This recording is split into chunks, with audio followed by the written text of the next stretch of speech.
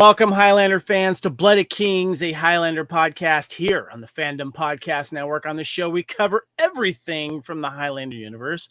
And on this episode, we've got a fan favorite idea here. I'm actually going to give credit to my co-founder of the Fandom Podcast Network, Kyle Wagner.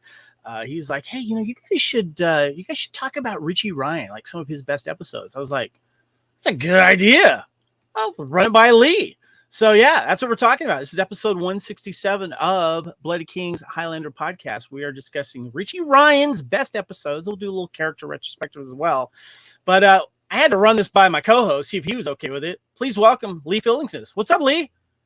Not much, man. I was just like listening to our theme song, waiting there in the lobby. I'm like, that's a good song.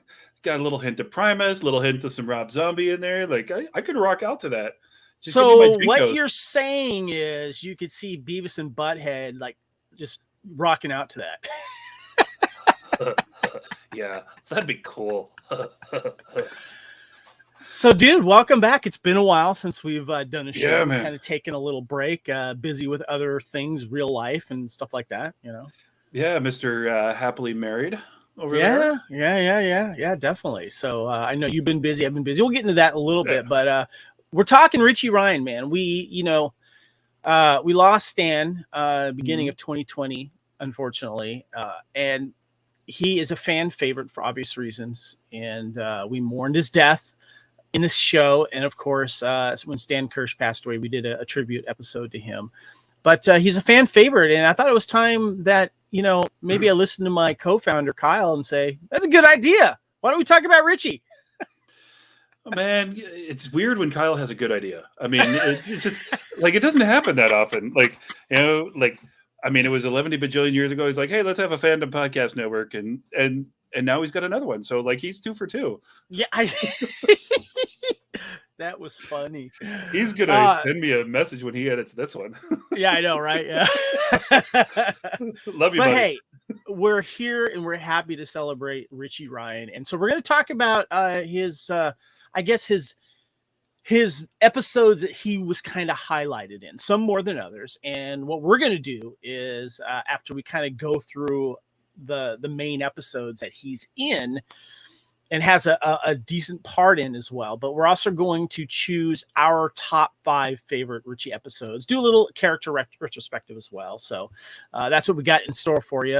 But we'll let you know. I know it's been a little while, Lee, and we'll get into that in a minute here. But the last episode that we did was Immortal Weddings, the Vampire Until Death, where Jeremy Brudenell was the star in both of those. And so we've been away a little bit, but we do have some stuff for you guys to check out. So make sure you go back and check out. And we're getting more of our podcast, of course, here on YouTube. And if you are listening to this podcast, want to encourage you to go to the Fandom Podcast Network YouTube channel or go to the Blood of Kings Facebook page. You'll see links for this episode as well as for the audio podcast. But we're going to have some visuals for you on the YouTube here, showing pictures from the episodes and pictures of Ritchie and stuff like that. So make sure you check out the YouTube channel. We'd appreciate that.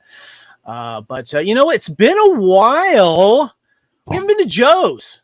Ooh, Lee, let's go check out Joe's.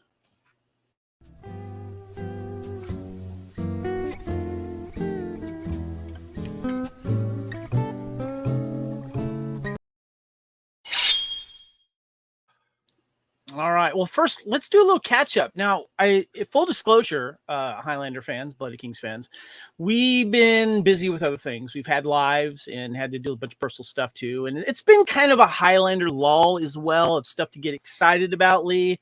This so-called reboot movie is still on the plans, according to Chad Stahelski, and of course its star, Mr. Henry Cavill.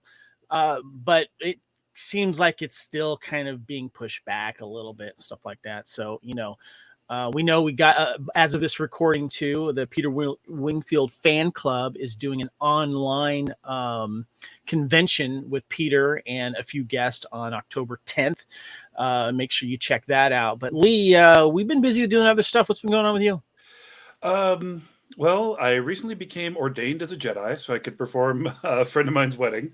Okay, back up. How do you become ordained as a Jedi? The internet, my good friend. Okay. Yeah. A producer, director friend of mine was getting married. He asked me to be the officiant. And why wouldn't you want your giant stuntman atheist friend to be the officiant at your third wedding? But kind of get in knowing him, like he loves spectacle, he loves all that, and he wanted me to kind of go over the top. So I got ordained, found a place online, universallifechurch.com, I think it is. They give you, like, you could say you're whatever, and one of the options is Jedi. And I'm like, well, I probably believe in the Jedi more than I believe in the rest of this stuff. So those are going to be mine. I don't want you to go down a Star Wars rabbit hole here, but that surprises me because I know, and I've seen your article of why you think Obi-Wan is evil. You have given your thoughts on that before the Obi-Wan TV series came out, by the way.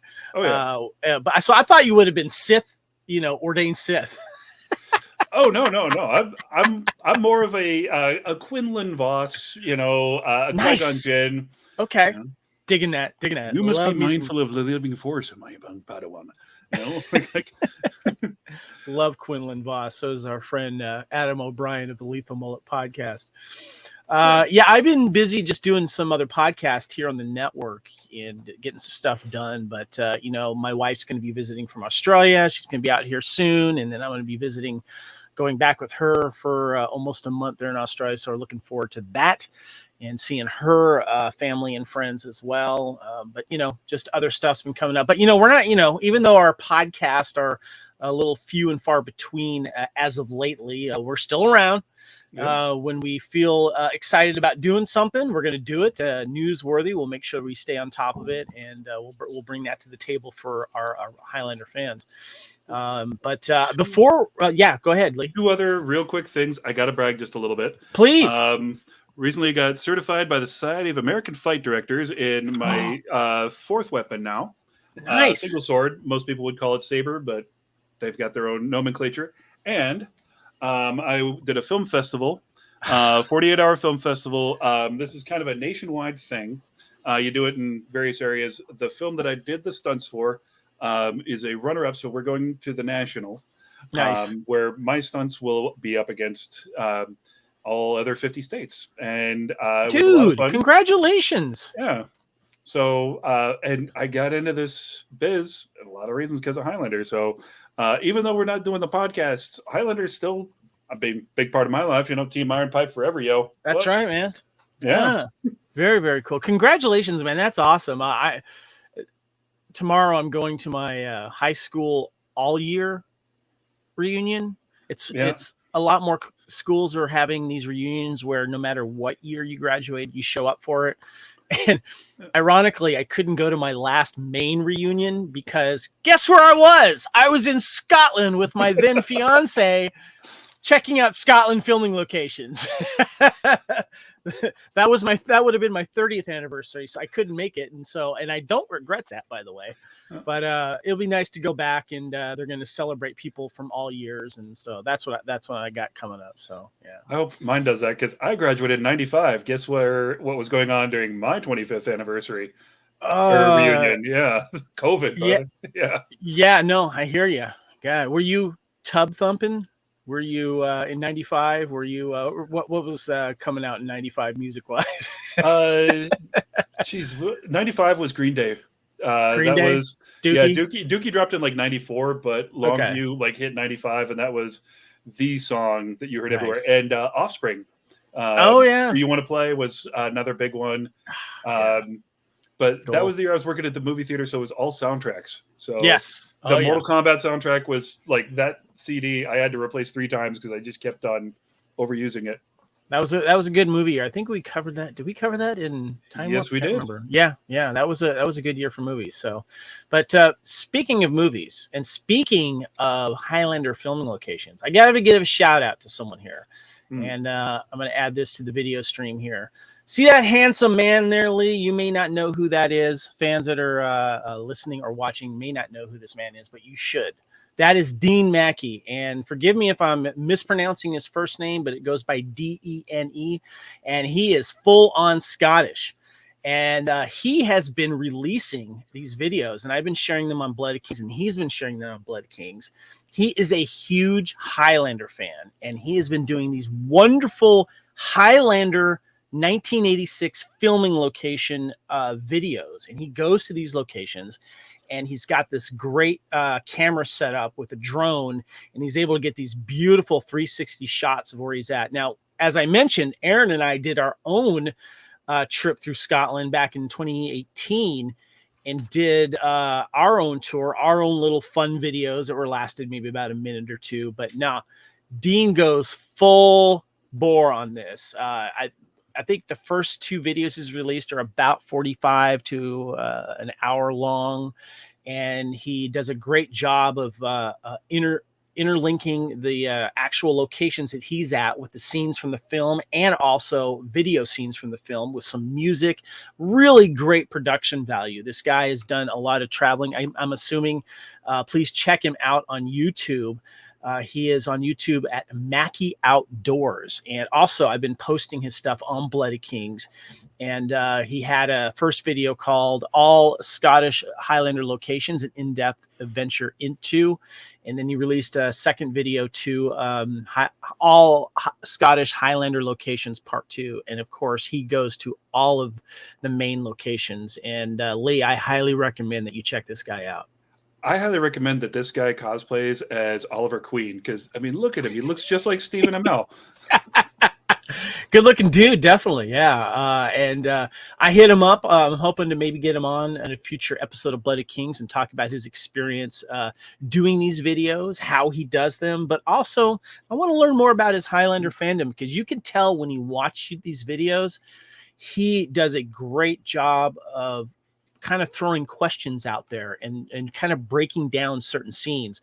And one of the videos that I really liked was when he was trying to find the Highlander beach, which was the high priority when Aaron and I went to Scotland, because we couldn't find anyone that actually think that they'd been there or took pictures. We had some people say, yeah, I was there, but you think you're at the beach, but then you're not. And seeing him trying to find it and park and, hike in the wrong area or not far enough was exactly kind of like what we did until we finally found the Highlander beach. So I thought that was kind of fun. He did a great job of, showing his adventure going to locations as well. So make sure you guys check that out. So yeah, there we are. Anything else you want to throw out here in Joe's, dude? No, I think it's time to leave. That waitress never came by with our drinks, dude. All right, let's head on out of Joe's.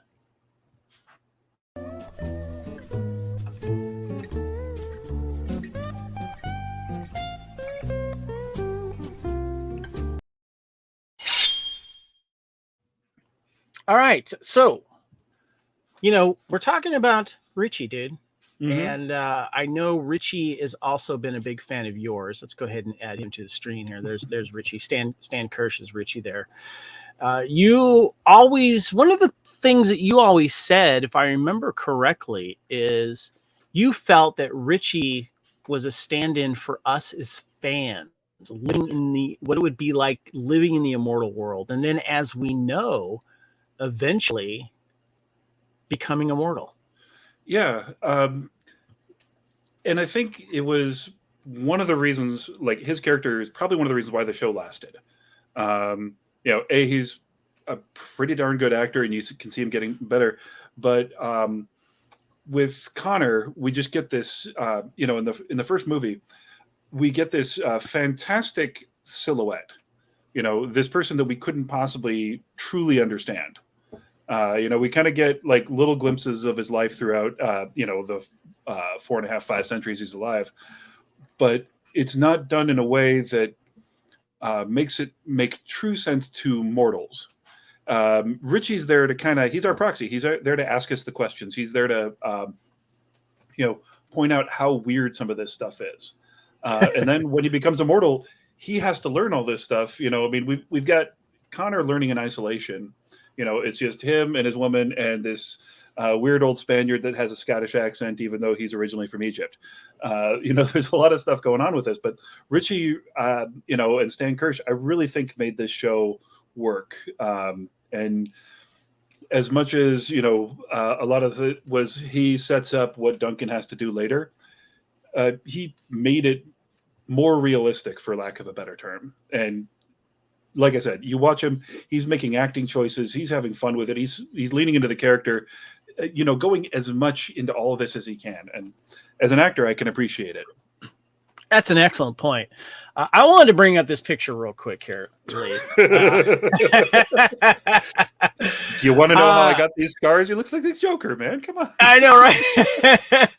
This is here. Let me go ahead and blow it up a little bit here for our friends on YouTube. This is an actual card from the Highlander CCG, the collectible card game that was very popular among Highlander fans, not as people that just played the game, but also collectors. And this was the Ritchie Ryan. I guess you call it the main immortal card there, and. And I don't know what this must have been, one of those shots that was taken, you know, as a promo shot of these characters and stuff. But you know why I like it, Lee, right? It's because he's got his green jacket on, that motorcycle jacket with the black on the chest, but the green on it. I remember like hating this jacket at first, but now I freaking love this jacket. And I love that look, and I love the smile that he's given there. I don't know. What are your thoughts on that? You know, I feel like this is a shot from like he was in a boy band, and like he decided to do his solo album. I mean, tell me he's not rocking some severe Justin Timberlake vibes in this shot. Yeah, and he's got the ripped jeans as well. Yeah. So yeah, definitely. and I pointed this out on another when we did the movies in 1995, but that's the same jacket that Johnny Lee Miller is wearing in Hackers. The same one? The same one. Well, the same model, the same color combination, all that sort of stuff. So like that jacket stayed on the shelf for at least 3-4 years. Right. I gotta look at that again. That's interesting. Yeah, okay. It's a fun one to go back to, I'll be honest. Yeah. It's not good, but it's fun. Well, one thing we wanted to do is we put a post on Blood of Kings, and we got a couple of responses that we're going to be doing this show. And so we thought let's go to the Immortal Buzz real quick here.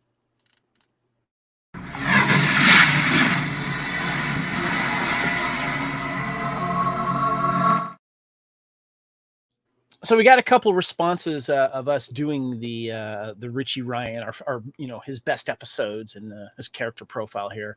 And Emilia Bianchi, who wrote in Italian, I assume it's Italian. I had to translate it there on Google, or I guess it's the Facebook translation there. And Amelia says, Ritchie always rocks in every episode he appears in. A much-needed tribute to Stan's character. Thank you for thinking of us. Stan gave so much to the character, and it was loved from the first episode. We miss him. And I thought that was really sweet. I said, we're looking forward to recording the podcast and reading the comments. Thank you very much. And she said, grazie.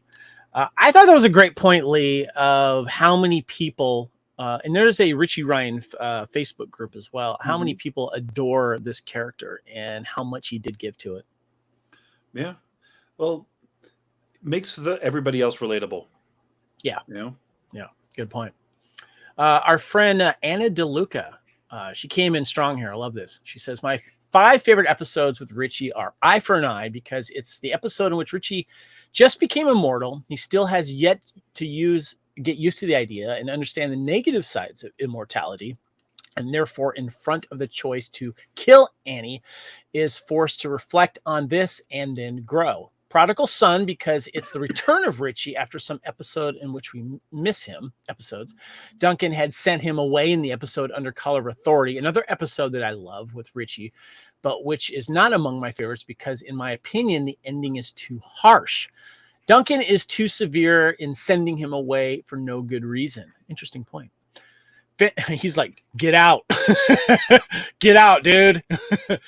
The Darkness, because even if we lose Tessa, Ritchie becomes immortal and begins another life for him. Band of Brothers, because the training scene with Duncan, when they talk about Darius in front of the fire, is wonderful. That father and son relationship that we publicly love is strengthened.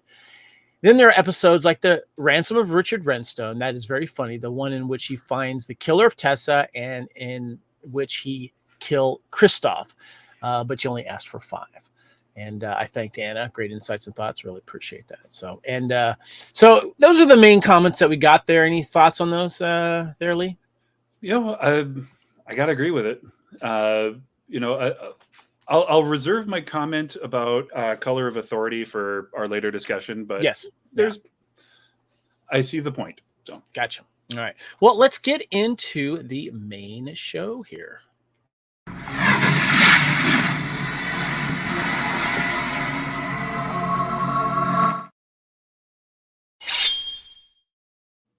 All right, Ritchie Ryan's best episodes and character retrospective. But let's talk a little bit about Stan first here.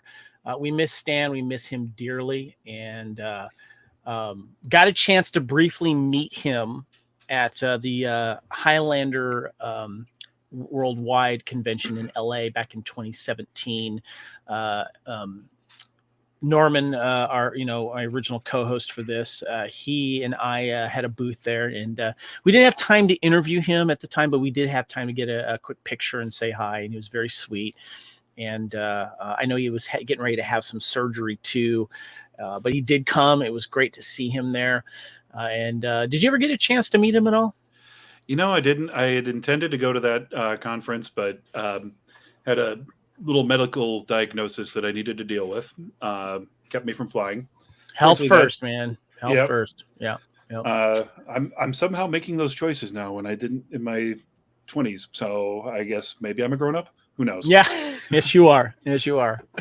Well, Stanley, born Stanley Benjamin Kirsch, was a native of New York. His big screen debut was the age of 4 at a Campbell's Soup Kid on a commercial, but his parents decided it'd be better for him to not pursue a career as a child actor. He instead pursued an education. While in high school, he developed an interest in politics. He represented New York State at the National Teenage Republican Convention in 1984. He would then graduate cum laude from Duke University with a degree in political science. But during his 20s, Stan was back into acting and appeared on a children's show called Riders in the Sky in 1991 and in General Hospital in 1992. He starred in a school break special, Please God, I'm Only 17, later that year. He also read for a part in an unyet cast series based on the 1986 Highlander film, but the character was known as Sammy at the time.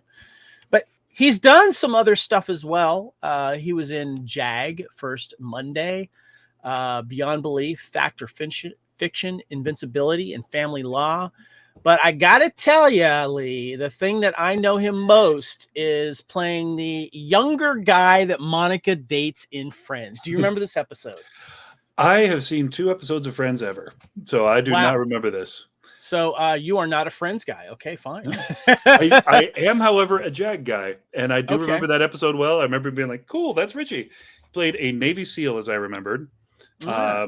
And if I'm not mistaken, Montel Williams was his commanding officer. Wow, the talk show host, Montel Williams. Nice. But he actually was very believable as military. There was little bits of Ritchie in there, but it was a good episode. Well, Ritchie or Stan Kirsch, I should say, was a guest star where Monica was a little troubled for dating a younger guy because obviously they're in their mid-20s, and she thought that he was a senior in college, and they have some relations. And then after they've had relations, he says, "Oh, I'm a senior, all right, in high school." He was very charming in this, very, very funny, and you could definitely see that he had star potential. So and in 2008, he and his wife founded Stan Kirsch Studios in Los Angeles, where he served as a respected acting teacher and private coach. And I think it is still running. And of course, we lost Stan on January 13th, 2020, where he took his own life at the age of 51. Very, very sad. We miss him dearly. I miss him because we're not going to see him at Highlander conventions anymore, and we're not going to see him be part of it. So,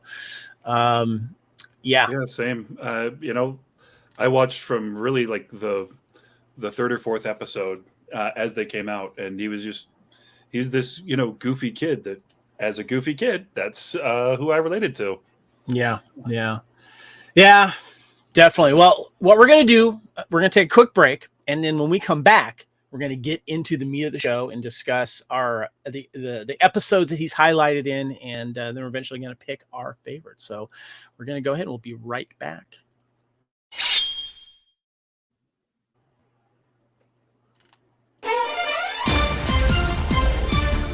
Thank you for listening. We hope you're enjoying this podcast. Here are the other great shows on the Fandom Podcast Network. Culture Clash, where we discuss the latest in entertainment and pop culture. Blooded Kings, our show covering the entire Highlander universe. Couch Potato Theater, we celebrate our favorite movies. And Time Warp, our Fandom flashback show discussing a year in movies and our favorite retro movie, TV, and pop culture topics. Good Evening, discussing all things Alfred Hitchcock. Hair Metal Podcast, we cover the rock metal music of the 80s and early 90s. Type 40, a Doctor Who podcast, discussing the time-traveling Doctor Who universe. Lethal Mullet, an action film podcast covering the 80s, 90s, and beyond. Also, check out the Lethal Mullet Network for more great podcasts. What a Piece of Junk, our Star Wars podcast. Making Treks, a Star Trek podcast with a deep dive into the final frontier. The Fandom Show, our Fandom Podcast Network live YouTube show discussing the hottest topics in fandom. The True Believers MCU podcast, discussing the Marvel Cinematic and Television Universe. Union Federation, our Star Trek and the Orville show. And we're proud to welcome the BQN Network to the Fandom Podcast Network. Please visit our friends on the BQN Network, a Star Trek Universe podcast that also includes your favorite topics, movies, history, superheroes, and more. You can find the Fandom Podcast Network on YouTube. The Fandom Podcast Network is also on all major podcast platforms. The Fandom Podcast Network audio master feed is on Podbean at fpnet.podbean.com. You can find the Fandom Podcast Network on Facebook, Twitter, and Instagram. You can email us at fandompodcastnetwork@gmail.com. Thank you so much for listening, and remember, respect others and enjoy your fandom.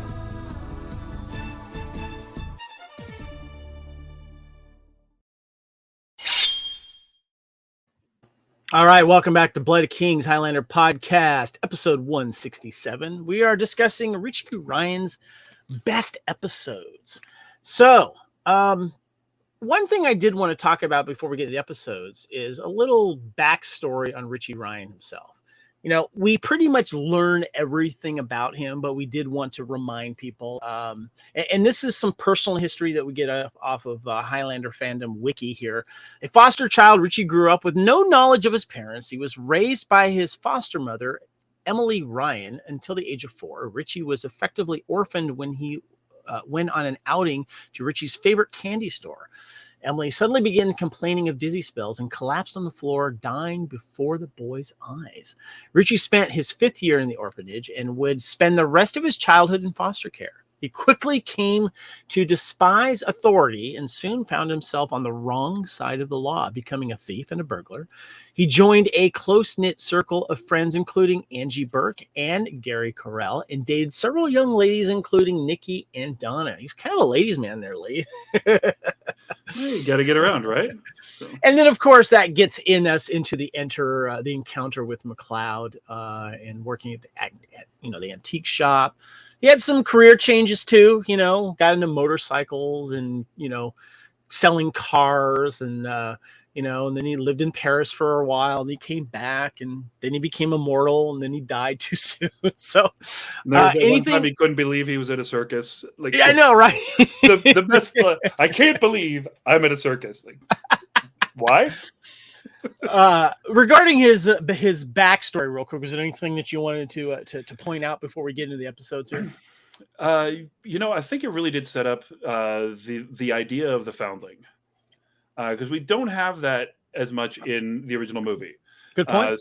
So it gives us kind of somewhere to go, and really more of a common cause with Duncan, because we have this family tree thing, and now they both have this sense of not belonging.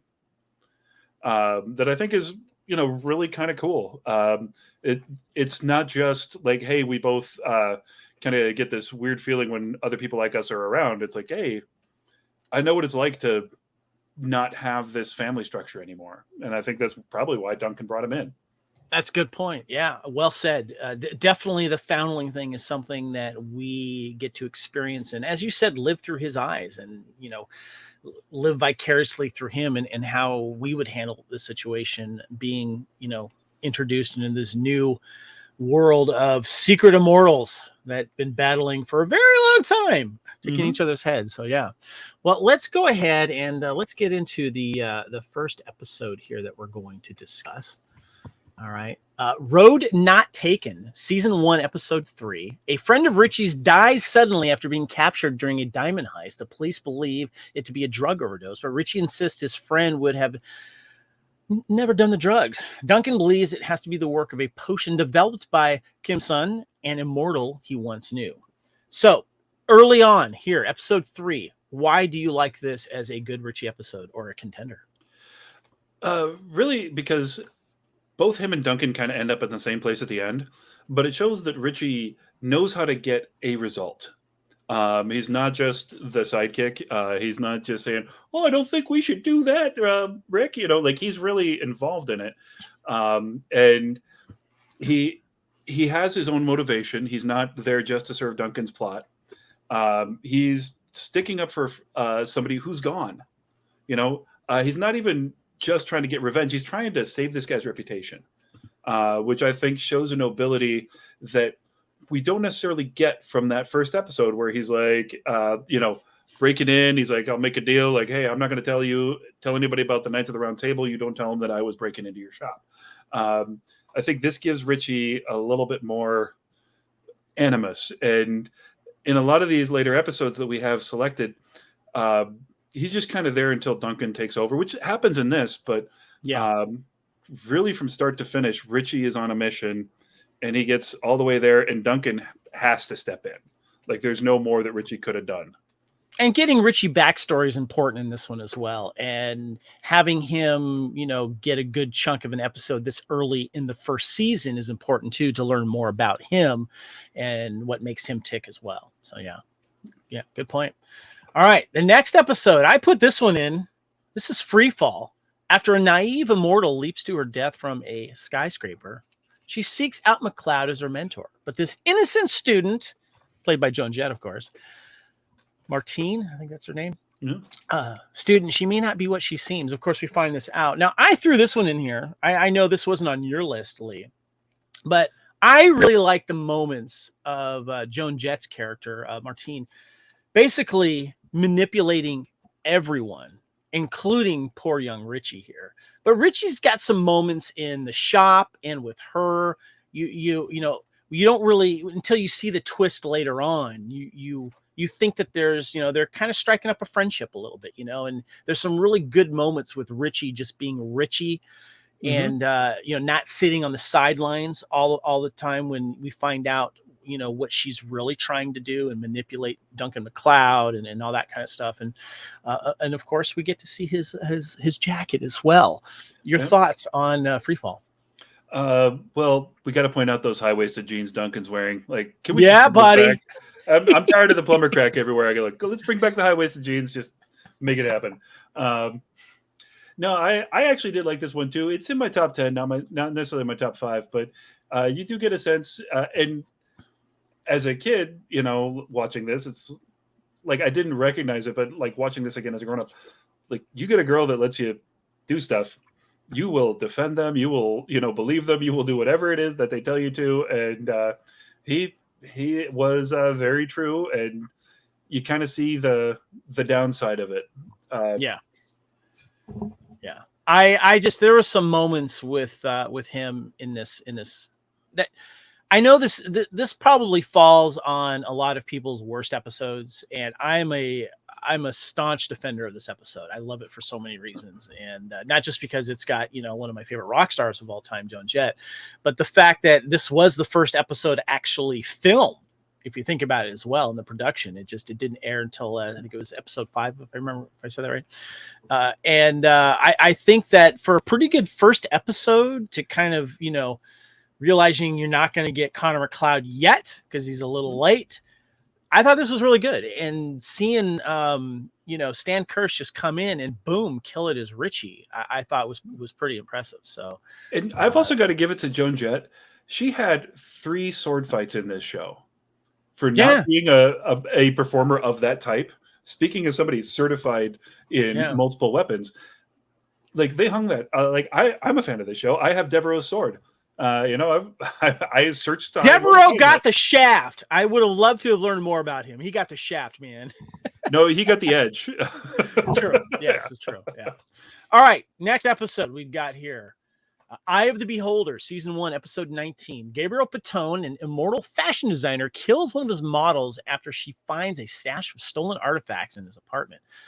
Now, the girl's roommate, who is an acquaintance of Ritchie's, is in danger of the same fate. And Duncan, who is an old friend of Patone's, must step in to prevent his friend from killing another innocent person. I had forgotten about Ritchie's part in this when you had mentioned this, Lee. Good call on this one. This was a good one. It's a good Ritchie one, too. But you kind of see like he's making stupid mistakes, but he's following his heart, but you could just kind of see like this is where Duncan needs to step in. Yeah, and this is the episode that, like, when they talk about under call over authority, like Duncan overreacted. It's like this is the episode where he lit a dude on fire. Maybe Duncan's thinking like, I need to like separate myself from this guy because he's, he might be a little bit on the wrong side of the law here. But I love this one so much. The guy that plays Patone was also King Arthur in Excalibur. I think probably the best fights in this season. Beautifully shot. I would be lying if I told you I hadn't used the I'll buy you champagne. Well, they're free. Well, in that case, I'll buy you 2. I have used variations on that, but like when you think about it, like that was written in there for him and that he played it off so well. It's like he played it off like, boom. Oh, you think you just caught me? Checkmate. I'm flipping. I got that Uno reverse card. And she's like, all right, guys got game. Like, I got to mention too, Ritchie's looking good in this too, when he dresses up and girls are cute, and the thing too is he's in. What I like about Ritchie is that you can take him into social situations like this and he's not a wallflower. He works the room. Obviously, he's looking at the hot chicks. That's fine. But he's not like boring to be with. And he kind of just fits into almost every situation. He knows how to approach people. He's friendly. And that's one of the things that I'll be perfectly honest with you, Lee. That was one of the first things that I noticed about my wife when we went on our first date was that, I'm a big Raiders fan and I was in London and we went on our first date in London. But before we did that, though, she came to see to a bar where I was hanging out with some London Raider fans that I've known for a while. And I didn't know how she was going to react. And she talked everyone up and got to know them and socialize with them. And I found that extremely hot. I know what you mean. Like when I've dated girls where I feel like I'm the tour guide. Yeah. Then you get somebody that's like, oh, I can relax and kind of watch you do your thing. That's kind of fun. And then, that's exactly how Stan Kirsch rolls with Ritchie here. And that's one of the things that I'll be honest with you. I think girls like that in a guy. They like someone that can be comfortable in any situation, and not have a problem with talking with anyone. And this was a good example of that. So Well, he doesn't belong in any of the places he's at, but he doesn't let anybody know that. Exactly.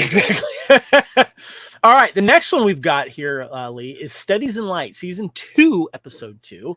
Duncan, Tessa, and Ritchie attend a photographic exhibit featuring an immortal Gregor. And Duncan discovers that the other exhibitor is someone he loved decades earlier, who had sent him away in order to focus on her work. She recognizes him, but he doesn't know how to tell her that he is the same man she loved. Meanwhile, Gregor appears to have changed since Duncan knew him, as he appears to have become disillusioned and can no longer feel emotion. Lee, I need your help on this. I don't remember. It's been a while since I've watched this episode. I don't remember. I know Ritchie was in it, but I can't remember why you chose him to highlight an episode of Ritchie. Explain. Because this really is like Ritchie's storyline with Gregor is almost completely separate from Duncan's storyline. Duncan is the reason why they kind of get to know each other. but Ritchie has this whole thing, and I consider this like a better version of the modern Prometheus, which is kind of the same thing, except we don't have a Ritchie to go hang out with Lord Byron. But it's Ritchie seeing, this guy's got an interesting, kind of live free, die hard sort of mentality to him. And well, Duncan kind of has this snooze fest episode with his ex-girlfriend. It's boring. It really is. Hold on. You're not going to go with they used to be together and he had to watch her grow old and she's dying and he doesn't know how to tell her. No, it's a snooze fest for you. we already had that. So what you're saying is So hold on. What you're saying is the B plot with Gregor and Ritchie is more important because Ritchie's trying to figure out why he is the way he is and he's not enjoying his immortality. Yeah. Is that what you're saying? Yeah, and I also I just feel like from a character study, because we've got Ritchie as this wild person in the first season, and he's gone through some absolutely insane, over the top, far more crazy than the criminal life that he came through. Gotcha. And he's kind of faced with this idea. The only thing I think that would make this episode better is if this happened after he became immortal. Okay. And he's learning this lesson from somebody else, and so it's got a little bit more weight for him.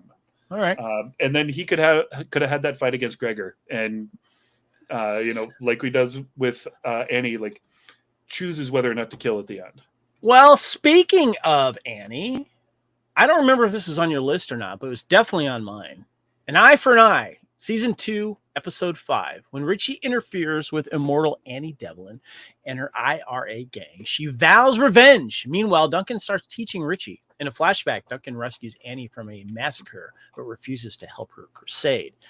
Now, as we know, this is important for a reason because he's freshly immortal, eating dogs on the side of the street, with Duncan, and of course he interferes with an IRA assassination and leads to someone getting killed. And Annie, of course, is not having it, and we're gonna get some revenge on this guy. Of course, he has not taken a life before. He needs to learn some swords. Mm-hmm. And so it's a little important for Duncan to finally give that very important first, I need to train my Padawan type of thing here. So Lee, your thoughts on Eye for an Eye? I like this, except for Andy Devlin's fight. I kind of feel like it didn't, even the first fight was better than the fight by the lighthouse. They did everything they could with it, but I feel like Stan was at a level that they had to nerf him a little bit just so that it seemed like she could win. Yeah. And again, he's been training with Bob Anderson for 2 years or a year and a half at this point. So it's not her fault. But I like the plot line with her and Duncan, hooking up. Sometimes you just need to feel better. And I know there was a whole scandal. How could you do that to Tess? It's dude's in pain. You want something that feels good, and nothing feels better than that. Well, yes, and I seem to remember. Oh my God, who played Annie?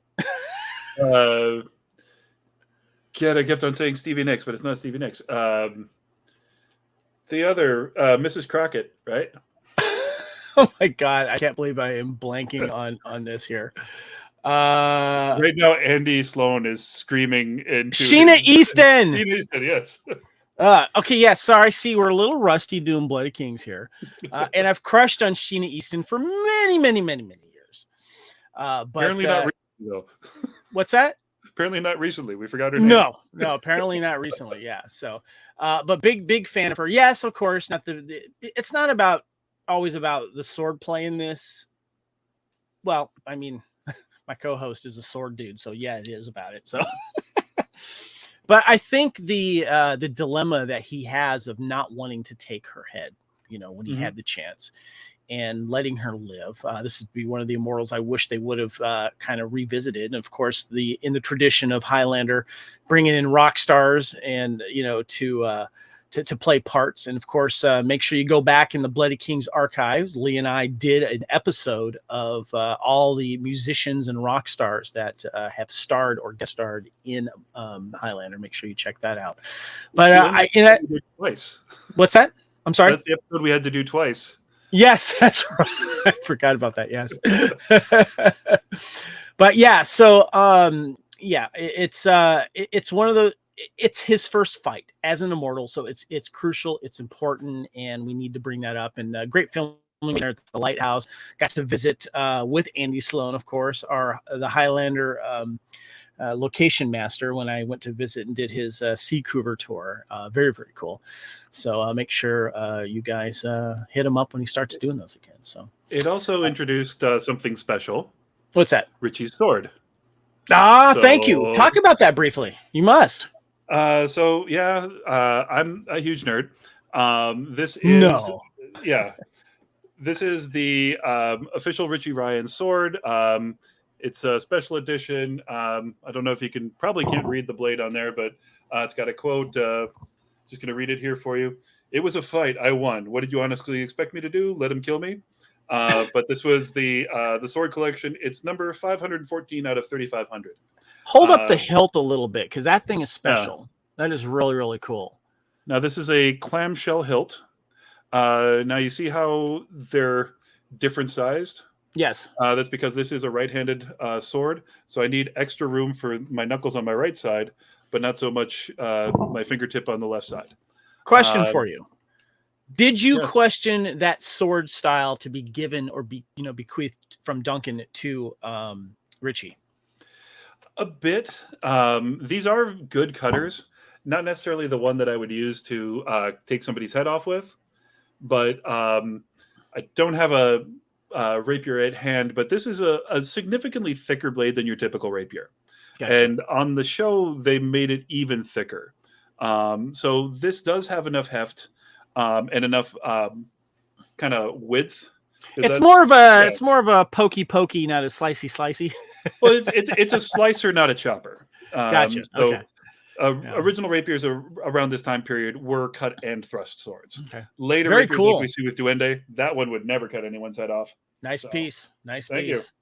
All right, next episode we've got Under Color of Authority, season 2, episode 12. And by the way, if you're listening to this podcast again, please check out the video on YouTube, because we're showing pictures and screenshots from the episodes here. So make sure you check it out. Ritchie rescues a young woman being chased by the immortal Mako, who loves being a police officer type character, and that's his life. In a flashback, Mako shows up to capture Tim, a friend of Duncan's. Is she innocent, or is she using Ritchie, the woman that Ritchie is trying to help here? And this was an interesting episode, because this is when he gets his first kill, his first quickening. Mm-hmm. And directed, of course, by Clay Boris, our friend here at Bloody Kings. 6-Day Clay. 6-Day Clay, yeah. Don't know if he likes that. I think he's questioned that recently. But anyway, Jonathan Banks plays Mako. Of course, we know Jonathan from, of course, Breaking Bad and Better Call Saul. I remember him originally as one of the tough goon villains in Beverly Hills Cop. Well played. He gets his quickening kind of by help when Mako has the high ground, but then falls through the stage and he can't do anything. And that is when, our young Ritchie is able to take advantage of the situation and take his head. Your thoughts on Under Color of Authority? A win is a win. Banks jumped up on that table. He chose that ground. He made that mistake and he paid for it. You can, I've got a pile of silver and bronze medals that are marks of all the fights that I've lost. And I can say all sorts of stuff, but at the end of the day, I know I lost them. So when people are like, well, it wouldn't have happened, it's like, well, he made a choice. He chose bad footing, which is one of the first things you learn in fencing, no matter what style.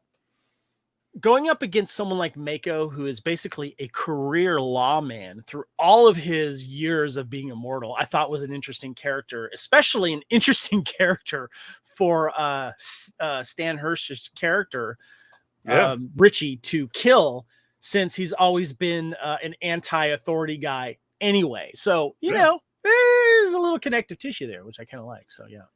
All right. Next episode we got here. We've got Prodigal Son.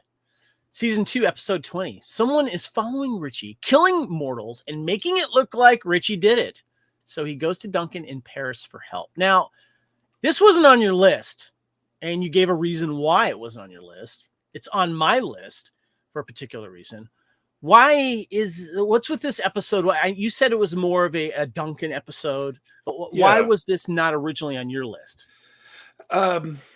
Because, like, this starts off like Ritchie has, like, he's being chased, he's being run down, he's doing all this stuff. You know, he's lost friends to this. And I think, like, not giving Ritchie the kill and giving it to Duncan isn't really fair. You know, I know it's the Highlander and, you know, all that stuff, but, like, look at this picture of Ritchie. I mean, that is a haunted guy. By the way, just being able to play this type of exhausted and tired and scared, that's just a mark of, like, the level of acting as far as he's jumped up with this. I just feel like he deserves the kill on this. He has more recent stakes in this, and more recent tragedy happened to him. So, like, I do like the episode, but for a Ritchie episode, I feel like it falls short. Well, it's on my list that needed to be brought up because, and I'm sure a lot of fans would say the same as well, because this is when the character comes back after we missed him for a while. And, you know, after Under Color of Authority that we just talked about, and, you know, that was over in Seacouver, obviously. And he's like, you got to go. You can't be around here, you know, and killing an immortal brings attention from the immortal world. We've got the Watchers, of course, but also, you know, someone that is in Mako's situation, people know him, and he's like, you got to get out of here. You know, and it was, you know, it was tough that Duncan was harsh with him, saying, you have to go. So we finally see him back. And as you mentioned, Lee, he's worn. He's seen some stuff, you know, he's killed some people. Obviously he looks, you know, I mean, he's on a motorcycle, but he looks like he's been, you know, ridden hard. And I think this was, why I think this is important is Stan Kirsch, I think, brought a different angle to the character of Ritchie in this. And it is evident from the way he acts, the way he looks. And I agree with you. I think it would have been better if, you know, he would have gotten the kill. But I still think it's a really good Ritchie episode because you see him make the next jump in a, you know, you're leveling up in immortality, basically. And I feel like we've gotten that. And the way that it's played by Stan, it's done well. All right, next episode we've got In the Line of Fire, season 3, episode 2. An old girlfriend of Ritchie reappears, claiming he is the father of her son. Meanwhile, evil immortal biker Kern, who killed Duncan's Native American family centuries ago, arrives in town to challenge Duncan. I was a little confused at first, and then I did a little research here of why you chose this one, Lee, and for good reason. I think it's important because we get a personal side of the character of Ritchie, that he might be a father. And of course, being an immortal, could he have laid that seed before he became immortal? But we find out that's not necessarily the case. But so we got to find out why this woman thinks that Ritchie is the father. And there's some really good, you know, human moments, not immortal trying to be and live in a normal world moments. Is this the reason why you chose this? Yeah. And I also think giving Ritchie this opportunity and kind of juxtaposing it against Duncan's family that he makes with Little Deer, and I'm forgetting the kid's name, but seeing, like, there's these two choices being made. In one, Duncan's sticking with his family, and the other, Ritchie's moving on.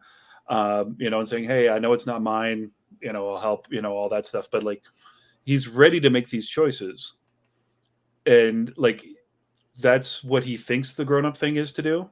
And then he realizes what the actual grown-up thing is to do. Like, he's not that kid's dad. And he's going to be, I mean, just that scene, Kern busting through the door, he hasn't been immortal a year yet. And how many people has he had to deal with? Like, that's not a great place for a toddler. Good point. Yeah. No, I thought that was an interesting choice. At first I questioned it. I'm like, okay, I see where you're going with that. Yeah, definitely. Okay. All right. The next episode is The Wrath of Kali, season 4, episode 9. Duncan and Ritchie attend the opening of an exhibit featuring the Bengal Kali, a bronze statue sacred to the now extinct Indian assassin cult, the Thuggies. Thuggies, of course, we saw in Indiana Jones 2. Immortal Khmer, last of the Thuggies, is determined to reclaim the Kali for India, and he wants Duncan's help. In a flashback in 1764, British-occupied India, Duncan is trying to track down the Thuggies and prevent a young widow, Vashti, from committing suicide on her dead husband's pyre. In present day, Duncan discovers Khmer has killed a mortal to reclaim the Kali, but Khmer insists Duncan not judge him, for he is a priest of Kali. So I did question this. What was it about the Ritchie part in this that jumped out to you? Really, it was the conversation that he has with Khmer about India. And he's saying, I come from the country where all life began, you know, or like the cradle of civilization, like all this beauty and culture. And Ritchie's like, I come from nowhere. And he's like, well, you can do this. And like, he's having this amazing conversation with Khmer. And he's... we've seen him struggle with identity, you know, it like that whole thing where he's able to just kind of move in and out of all these situations. That's something you do. Like, I was a perpetual new kid. I do that because I'm like, I need to fit in now. Otherwise I'm going to be on the outside. So like, that's a defense mechanism. And having somebody like say, hey, you get to have this adventure. You get to be these, you know, do this amazing thing. And the world is your heritage. And giving them this perspective, and also him watching Duncan lose to Khmer in that kind of quick little staff sparring bout. As a martial artist, I've seen that. I've been the guy. My students will watch me lose, and that is it's a growing moment. It's kind of humble. Would you say it's humbling moment? It's eye-opening more than anything when you're witnessing it. When you see it happen, you're like, I've dedicated my whole life to, or like the last, you know, years, however long, believe in this guy, you know, and then you're like, and he just lost this fight. But then you realize there's still something to learn. You realize that it's that fight in that moment. When you lose in front of your students, it never feels good. I can try to be humble and philosophical about it, but you want to be that guy. You want to be the person that has the answer that can show like, hey, when somebody does this, this works. And then you don't want to be the guy that like, maybe I was wrong. But then you want your student to have that lesson. Interesting. I like that perspective. That's very cool. Okay. Yeah. Okay. So next episode we got here is Chivalry. Nearly 350 years ago, Duncan MacLeod was seduced by Kristen Giles, a beautiful immortal who taught him to be a gentleman. When he found another love, Kristen refuses to let him go, murdering his new love. Now Kristen is sharing her bed with another new immortal, full of potential, Ritchie. Mythos, who knows MacLeod, who has never been able to bring himself to kill Kristen, has come to town to warn him that Kristen is at it again. MacLeod tries to convince Ritchie that his new lover is dangerous, but he won't listen. When Kristen proves Duncan this by trying to kill Ritchie and his foster sister, MacLeod fights Kristen and disarms her, but once again cannot take her head. Mythos then challenges Kristen because someone has to. I like the moments like, come on, Duncan, you can do this. And then, so yeah, I know why you chose this. Great moments here with Ritchie, because of course Ritchie's excited, doesn't know all the details. Your thoughts on this episode with Ritchie? You know, really, I like the idea that you know, they're stirring each other's milkshake at this point. You know, and he gets to learn that that age-old lesson that we all learn eventually is like, don't stick it in crazy. Yeah. But, you know, this was just a really interesting episode. You see Ritchie trying to do right by his friend. You see him, really dealing with somebody that has centuries of insanity and narcissism and just general naughtiness.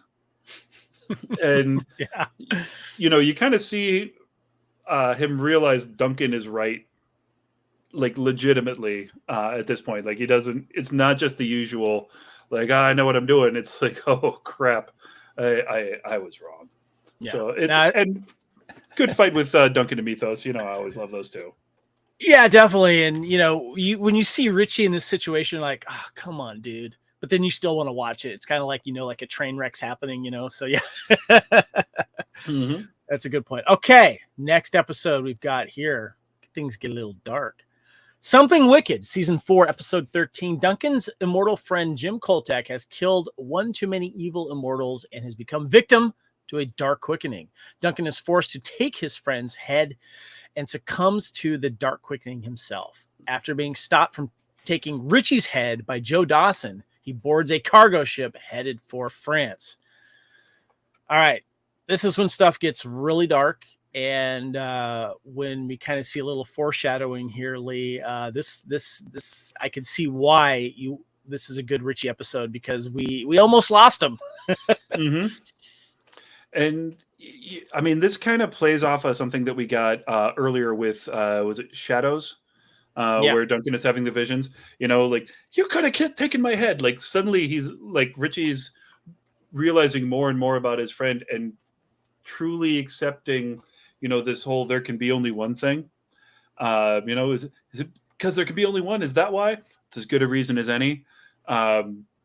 Getting this reality check, and getting, I mean, dark quickening or not, he's watching, how many times has he seen Duncan kill a friend? Yeah. Like somebody that used to be somebody that he liked. And now he's that friend that needs to be killed. Or he is the friend that Duncan is going to kill. It's something that been in the background of the series for a long time, and I think it was really great the way that they kind of put this together. And also, again, it's the almost death of this sword, but it does come back in two more episodes. But just a good Ritchie episode. Yeah, good call. Good call. All right, next episode we've got here is End of Innocence. All right, season 5, episode 2. The last time Ritchie Ryan saw Duncan MacLeod under the influence of a dark quickening and was about to take his head. He was stopped by Dawson's bullet, but Ritchie's world was shattered. Now Ritchie is back, angry and dangerous, and rocking the wife beater there, taking heads at the slightest provocation. One of those heads belonged to Carter Welland, and now Welland's friend, Harris Clay, is out to avenge his comrade. MacLeod has his own longtime grudge against Clay, who humiliated and destroyed one of MacLeod's finest teachers, Graham Ashe. MacLeod must try to re-earn Ritchie's trust while they vie to be the one to face Clay in combat. Obvious reason why, Lee, why we have this one here. Ritchie they're seeing a different side of him here. And we also learn about Duncan. He was shamed big time, and he took it hard with Harris Clay killing Graham Ashe, and how they're kind of like fighting to see who's going to take the head and coming, it's very interesting dichotomy that we see here, but a very good episode. Your thoughts on, of course, this episode? I think that Ritchie has, every right to feel and act the way that he does in this. People say, oh, he's just being, kind of pissy and, getting in this fight with Carter Wayland. It's like, we've seen dumber reasons other immortals have fought. I personally believe that Ritchie's fight is better than Duncan's fight. I know that everything that they tried to do with Duncan's fight, but you can see where they sped it up. You can see where they're kind of doing some things. I really think that Ritchie's fight pays off better.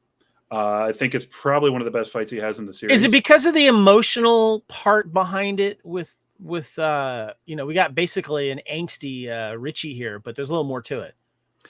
I think it was better shot. I Okay. think the choreography, it serves like the story, I think, a lot better. What they were trying to do with Harris Clay, I feel like if they'd had 2 more weeks to choreograph that fight, it would have been top 10. But Okay, as it good point. stands, I like Ritchie's fight better. Well, I just want to mention real quick that on that Seacouver tour, the filming locations with Andy, we got to visit both the Clay fight scene and also the Carter Welland scene as well. So it's on that tour. It's pretty cool. When you get there, you kind of geek out a little bit if you see, especially where the Harris Clay one was, Lee. It's very obvious. It's a very kind of cool little location and stuff like that. But show us what you got here. This is the Gothic Bastard Sword. Now, this is the version made by Deltine, not the version made by Museum Replicas. Much better blade.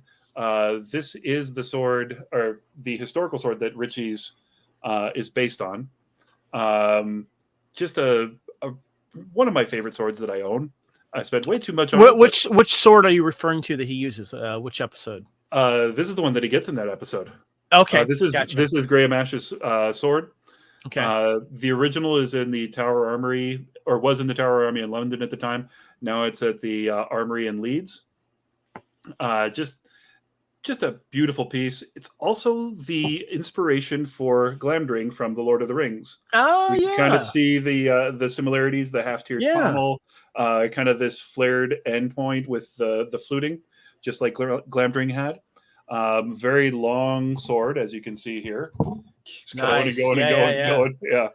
But just a delight to play with. The only downside is he never fights with this damn thing. He cuts a head off like without fighting. That's all he ever does with it. The only other time we see him have a sword fight, he's back to using this one. So. You and I need to visit the Tower of London and do like a Blooded Kings episode on stuff. I don't know if I'd be able to get you out of that. I have friends that work there. We could definitely do some fun stuff with that. Nice. All right, let's get into the rest of the episode here, man. We got a few more to do here, and the next episode we're going to discuss is Haunted, Season 5, Episode 7. In 1880 San Francisco, Duncan's immortal friend Alec Hill mourns his young wife, Genevieve, murdered by the immortal Kragan. God, another villain with a K name. Jeez. Hill is convinced her spirit remains. In modern-day Seacouver, Alec has been killed, and his mortal widow, Jennifer, is convinced that Alec's spirit can't leave until Duncan keeps his promise to kill Kragan. But it turns out Kragan was not the one who killed Alec after all. Okay, so Lee, I think this was one of your picks here. Your thoughts on why this is a good Ritchie episode? Just the unintended consequences. This really is... Ritchie is in this game. He's fighting. He didn't take anywhere near as many heads in the time frame that he was immortal that Duncan did. Same time, can't really be held accountable for fighting somebody. I mean, Alec was on his way to go fight somebody else for maybe better reasons, but doesn't mean that Ritchie needs to back down. Doesn't mean that Alec again decided to fight. And then Ritchie, despite being justified within the parameters of the immortal world, is realizing the consequences of this. He ruined somebody else's life with Genevieve.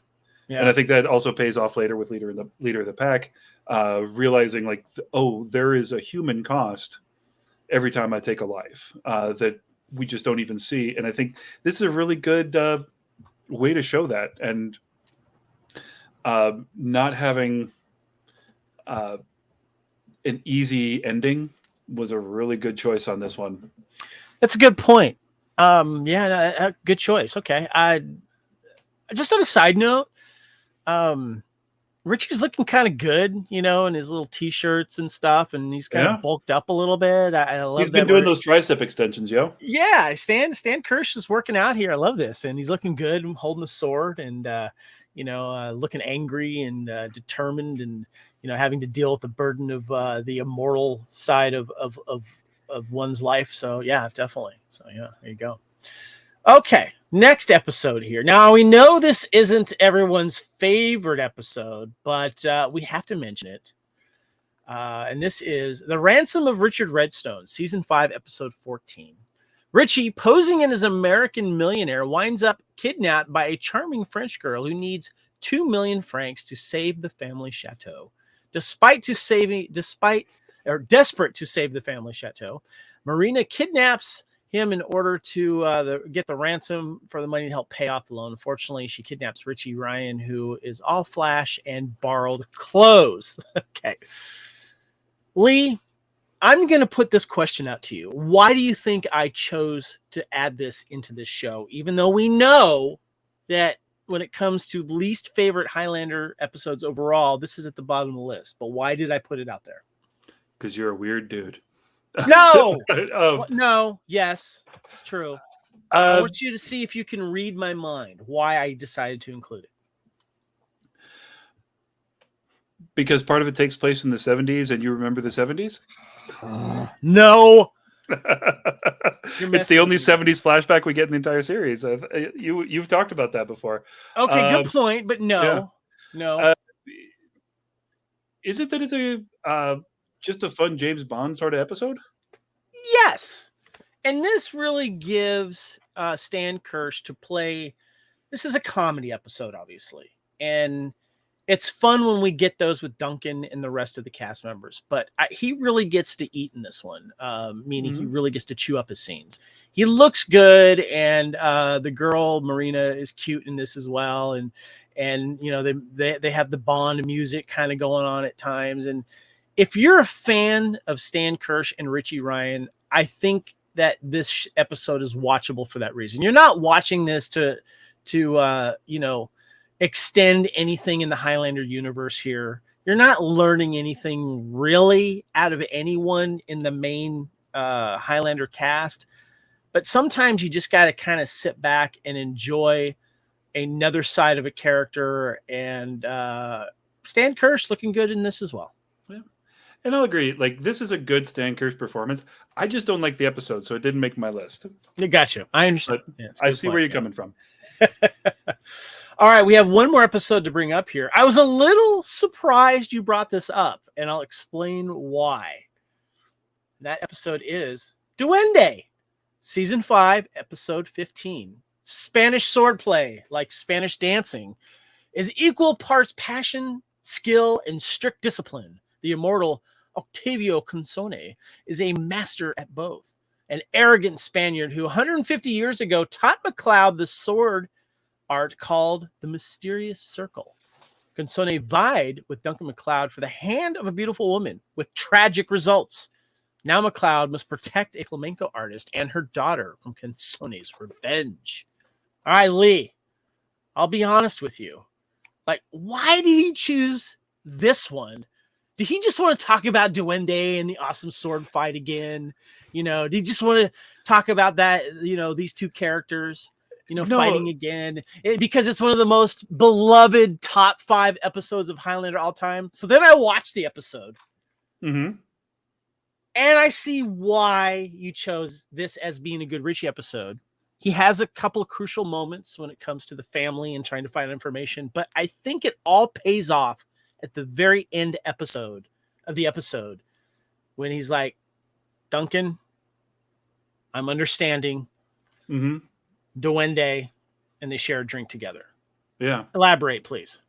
That's a lot of it. And if I had known as much about the way TV story arcs go as I do now, back then, I would have known that Ritchie was going to die soon. But to me, like, a lot of the things that happen in this episode, him understanding and like attempting to understand dance was a huge choice, for the character to make, because while he's always enjoyed watching, but like him trying to understand that it doesn't have a purpose to the rest of his character, but he's like, okay, I'm curious. And it kind of pays off some of the stuff that we saw in Wrath of Kali. Even going back to like Eye of the Beholder, he's allowing himself to become fascinated with the world, which I think is a gift that not everybody gets. So I really like that, and I also really like him calling out Duncan. Like, if this guy is the master of this, why are you playing into his hand? Like, he now understands like enough about strategy, enough about trying to win a fight. Why is he doing this? Like, he's trying to figure it out. And we're seeing a truly thoughtful person. Whether he's immortal or just, kind of your run-of-the-mill sleazo who's lying to women about how rich he is so that he can hook up with them, which he's done multiple times. I think it's a really, as far as a swan song for Ritchie, I think this is a really good way to go out. That's a good way to put it. I'll be honest with you, when you first mentioned it, I'm like, was he in the episode? I completely forgot his parts because we're all caught up with, Anthony DeLonge's performance with Adrian Paul and that fantastic fight. But that historic history we learn about the revenge and how evil Consone is, and brilliantly played by Anthony as well. And I forgot that Ritchie was in the episode, to be perfectly honest with you. So, but I appreciate your thoughts on that. That's well said. So we need to get to the final decision making here, Lee. We need to figure out our top 5 Ritchie episodes.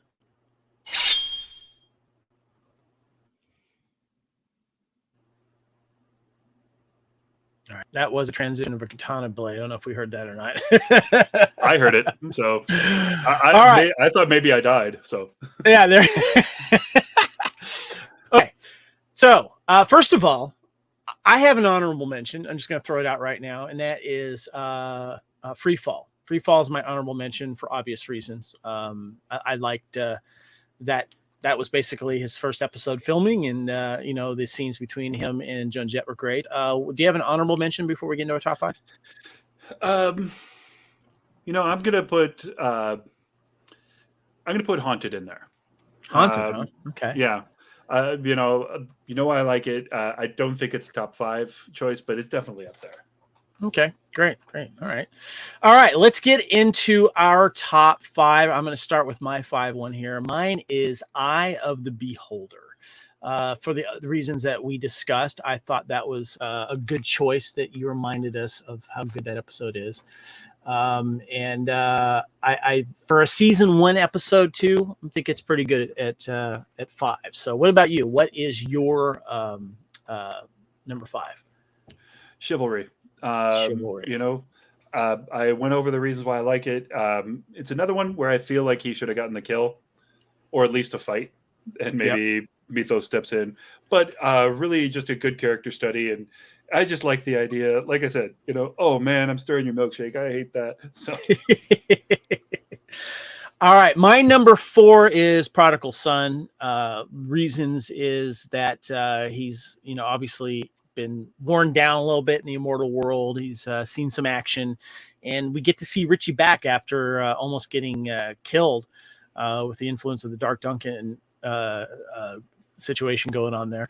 But looking good too. Love the fact that he's still riding a motorcycle. But that is my number 4. So what is your number 4? I'm going to put Studies in Light. Really interesting. Yeah. I just really think that as far as the character of Ritchie goes, despite him not really having a fight in this, it's just a really good way for him to experience this world through different eyes. And we get that great shot of him driving the... no, I guess that was a different one. That was... for a second, I thought that was him driving the motorcycle through the window, but that was the Annie Devlin one. So, never mind. Gotcha. Okay. But still a great episode. All right, Studies in Light, number 4 for you. Number 3 for me was End of Innocence, season 5, episode 2. This is, of course, we're starting to see his immortality leveling up, but also the burden of becoming immortal getting heavier as well. So that's it for my number 3. What about you? What's your number 3? I have The Beholder. The Beholder. Okay. Yeah, just one of my favorite episodes from season 1. Everyone by this point knows I am a season 1 lover and apologist. And I just love that amongst his choices that the character makes, stealing a gun from a cop and lighting a man on fire. I mean, again, this is insanity. And I love that we're on board with this character. Like, that's how good the performance is. Like, oh yeah, I'm behind Ritchie Ryan all the way. This immolation / cop thief. It's beautiful. Awesome. Love it. All right, we're down to number 2 pick. Mine is Under Color of Authority, season 2, episode 12. Obviously, this is the one that we mentioned. He gets his first quickening, goes up against Mako. This is where I just wish that there was this. I wish there was a conversation before the fight with Mako where Ritchie goes, "So Duncan, when I do take my first head, what do I do?" "Well, first of all, I'm going to send you out of here. I'm going to be mean. I'm going to be a dick. You're not going to be living around here anymore. You got to go to another country." Maybe they had that conversation beforehand, but it does lead to really good drama. I'm just going to tell everyone listening at home right now, scroll back 30 seconds. That was a fantastic Adrian impression, dude. Like, you got the accent right. I kind of went off the rail a little bit at the end there. I was trying. But like that first sentence, I'm like, my dude. Like, that's a hard accent to do. I literally, before this, I was teaching people English, Scottish, and Irish dialects for a movie I'm working on later this month.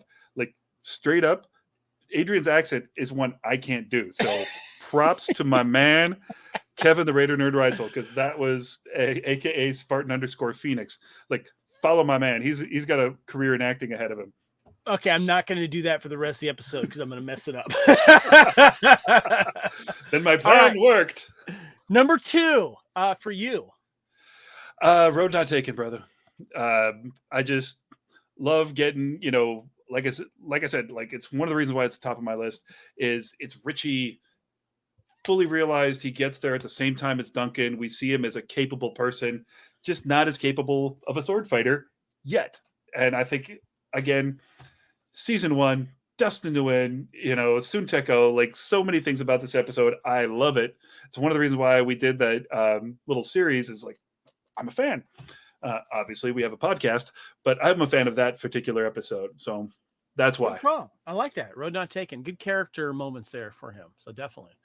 All right. My number 1 is Eye for an Eye, Annie Devlin, Sheena Easton, season 2, episode 5, because this is the one time he finally has to fight after becoming immortal, and you kind of get a little bit that even though he needs to take this seriously, he's kind of on this little high, like, I can't die. Mm-hmm. I kind of get that from him, and he's kind of a little happy-go-lucky. And, you see Duncan going, oh, man, he's going to see so much shit, and they may be eating hot dogs, not knowing they're going to be walking into assassination that screws everything up.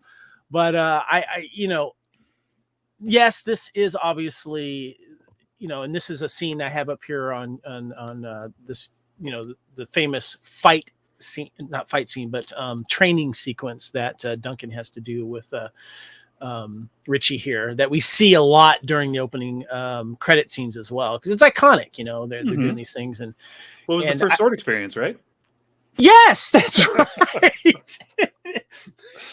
It is Adrian Paul's first sword experience. That's right. That's the joke, but it's true. Yeah. So, and I love that episode for so many reasons. Not just because I crushed on Sheena Easton for so long, still do, but even though I forgot her name earlier in this episode, but it's just, to me, it's an iconic moment in the Highlander mythos, so to speak. See what I did there? Hey. That's why it's and I know it's not the best episode, but I really enjoy it. I never skip it. and I like it for many reasons. And this is a good Ritchie episode, in my opinion. All right, Lee, what is your number one favorite Ritchie episode? Something Wicked. Really? Nice. Yeah, because it does pay off so many of the things that come before it, and allows so many of the things that come after to pay off. Like without that episode, I mean, we don't have, a good, what you call it, end of innocence. We don't have, a lot of other payoffs. And I really think that this just makes the Ritchie story the best. It's towards the end of his run. We got that, happening in season 4. But man, it hits hard, and you feel for Ritchie, and that emptiness that Duncan has in his life, through this time in Paris, really just pays off. And we get the literal breaking of the sword in that episode, and you get Adrian saying, "We got to get him a new sword next season." Yeah. And we need to make sure he never uses it in a fight. I'm going to use it, and Graham Ash is going to use it. This guy stops by for 1 second, but I really think that it's just, without that, it doesn't work. It's a good point. Yeah, great point. All right, well, let's go ahead and take a little review here of our favorite Ritchie episodes. Okay. Well, mine at number 5 was Eye of the Beholder. Lee's was Chivalry. 4, Prodigal Son for me. 4 for you is Studies in Light. 3, End of Innocence for me. 3 for you is Eye of the Beholder. Number 2, Under Color of Authority for me. Number 2 for you, Road Not Taken. And number 1 for me, Eye for an Eye. And number 1 for you, Something Wicked. I liked how we switched things up here a little bit. We hardly matched anything, except the only thing that we agreed on was Eye of the Beholder. That was my number 5 and your number 3. So it's kind of cool how we kind of switched things up a little bit for our own reasons. I like that. Yeah. So yeah, well said. All right, well, let's go ahead and wrap up this show here. All right, you've been listening and watching Blooded Kings Highlander Podcast, episode 167, and we have been discussing our favorite Ritchie episodes and stuff like that, moments, and speaking of, actually, moments, Lee, is there anything regarding the Ritchie episodes, maybe not necessarily one we've mentioned, that stands out to you, like a particular moment, a particular scene? You know what? It's the one where they come back in season 2, and they're all just sitting in the rafters over the store, getting ready to open it up. Yeah. Before Quentin Barnes shows up. Ah, yes. And that is a good one. It's kind of this last time we see the 3 of them acting as an ensemble. They're in other episodes together, but they're always acting off of somebody else. And we get this, for Tessa, this is the only kid she'll ever have. So the way that she's, kind of bossy and kind of, enjoying him, I think that's just a sad moment, or kind of a bittersweet moment, especially knowing what happens later, knowing that he's with her when she dies.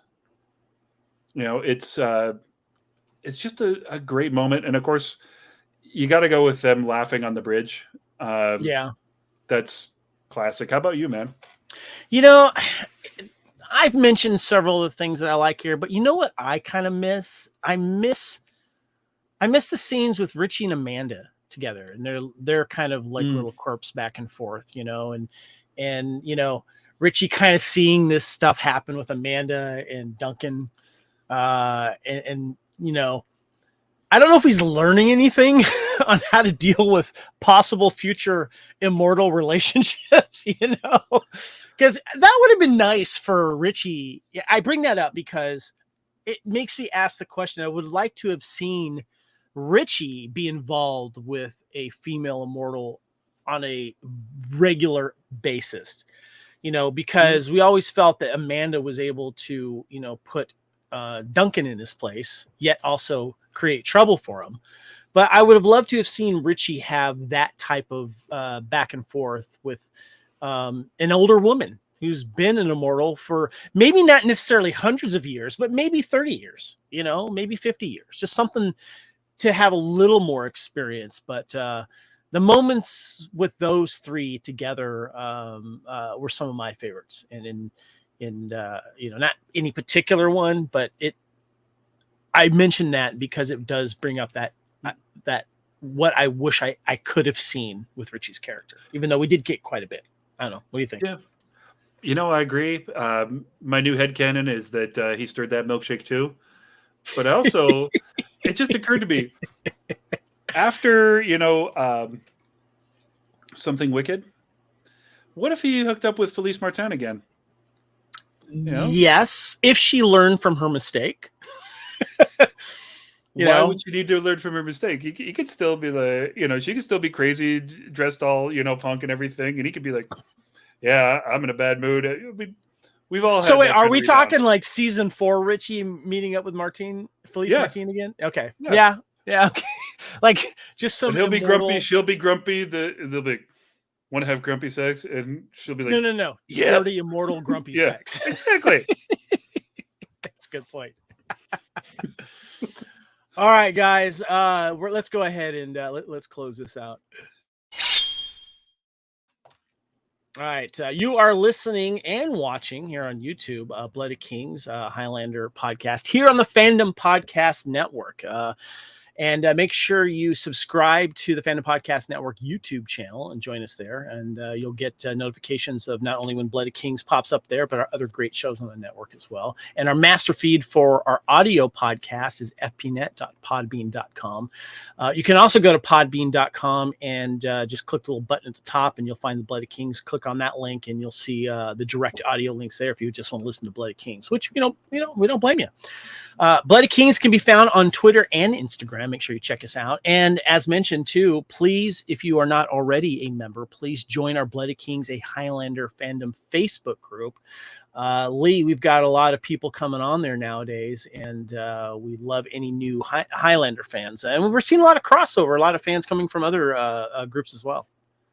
Yeah, it's kind of nice. We're getting like that multi-nerd cultural effect again, like we had when we were kids. Like you weren't able to specialize in being a nerd. It's like, oh, what series do you like? I've never heard of that, but I don't want to get the crap kicked out of me in the lunchroom, so we're buddies. That's how it should be, nerds. That's a good point. That's a good way to put it. I love it. So yeah, join our group, Blood of Kings Highlander Fandom Group. And as I mentioned with that Ritchie collectible card game image, we also have a sister group called the Blood of Kings Highlander CCG collectible card game and gaming discussion group page. And for all of you diehard Highlander gamers, we appreciate you using that Facebook group to coordinate your events because they have tournaments still. They have digital cards are releasing and some real cards too. So make sure you check that out. You can email us at bloodofkingspodcast@gmail.com. My name is Kevin Reitzel. You can find me on Twitter and Instagram at Spartan_Phoenix. Lee, where can we find you? You can find me running from movie set to movie set and doing photography at the Twin Cities International Film Festival. You can also find me on Facebook and Instagram, or Twitter and Instagram at The Way of the Way. Jeez, it has been a while since we've done this. I know, right?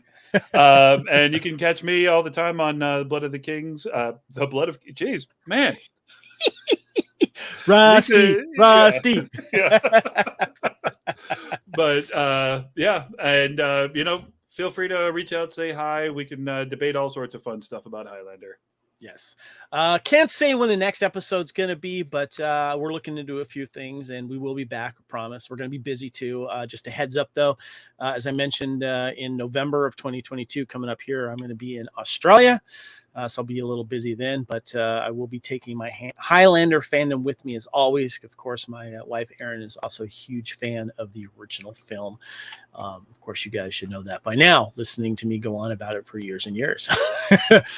You can support Blood of Kings with reviews on your podcast platforms, including Apple Podcasts. Please give us a 5-star review. And also, TeePublic. Lee and I are wearing shirts from TeePublic with our Blood of Kings logo. Lee has got the Team Iron Pipe because because we support the other weapon that immortals are forced to use when they are disarmed, and that is the iron pipe. And of course, you can get Bloody Kings in different color logos, different style shirts. So make sure you check that out whenever I you personally purchase. support blunt force trauma, and that's why I like iron pipes. Blunt force trauma works well. Yes, it does delay. It does delay the immortals until they can find the edged blade to take the head. But please support us there on TeePublic. We get a little kickback and helps us out here. So anyway, I'm Kevin on behalf of Lee. Thanks everyone for listening, and join us again next time here on the Fandom Podcast Network for another episode of Bloody Kings, a Highlander podcast.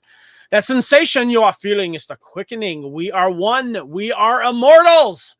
Farewell, shitheads. Goodbye, everyone.